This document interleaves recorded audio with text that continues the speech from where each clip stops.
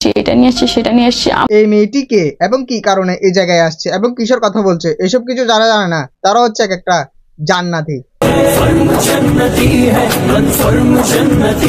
আর যারা কিনা এই মেয়েটির ব্যাপারে সবকিছুই জানে তারা হচ্ছে এক একটা জ্ঞানী প্লাস জাহান্নামী।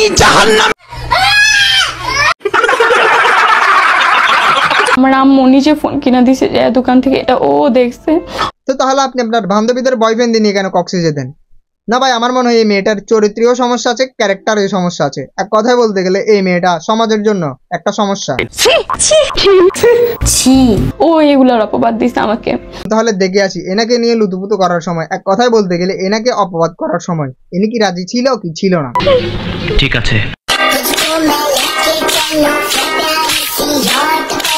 ভিডিওগুলো দেখে তো মনে হচ্ছে না আপনাকে অপবাদ করছিল কিংবা কোনো কিছু আপনার ইচ্ছার বিরুদ্ধে হচ্ছিল না। মানে এসে 9-6 আমাদেরকে যাই বোঝাবেন আমরা তাই বুঝে যাবো, তাই না? তো অতএব এসব 9-6 বোঝানো আমাদেরকে বন্ধ করুন।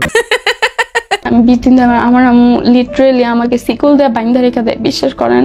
আপনিই বলেন আমরা কারটা বিশ্বাস করবো এবং কিভাবে বিশ্বাস করবো? এদিকে আপনি কান্না করছেন কিন্তু ওইদিকে আপনার ইনস্টাগ্রামে দেখা যাচ্ছে আপনি ভিডিওটা কেন আপলোড দিয়েছেন যেখানে ভিউ হয়েছে 1.2 মিলিয়ন। এখন আপনিই বলেন আমরা কারটা বিশ্বাস করবো এবং কেনই বা বিশ্বাস করবো? আচ্ছা আপনারা এইভাবে পুতুলের মতো আমাদের বিশ্বাসটা নিয়ে কেন খেলছেন একটু বলতে পারবেন?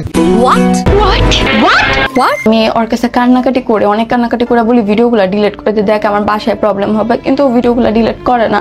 ভিডিওগুলো ডিলিট না করার কারণে আপনার বাসায় প্রবলেম হচ্ছে, মানলাম, ইচ্ছার বিরুদ্ধে হলেও মেনে নিলাম, বিশ্বাস করলাম, বিশ্বাসটাকে ভাঙলাম, আচ্ছা সবকিছুই করলাম। তাহলে আপনি একটা কথা বলুন, এই যে তাহলে ভিডিওটা যেটা তো 1.2 মিলিয়ন ভিউ হয়েছে ওই ভিডিওটা আপনার ইনস্টা আইডিতে কি করছে?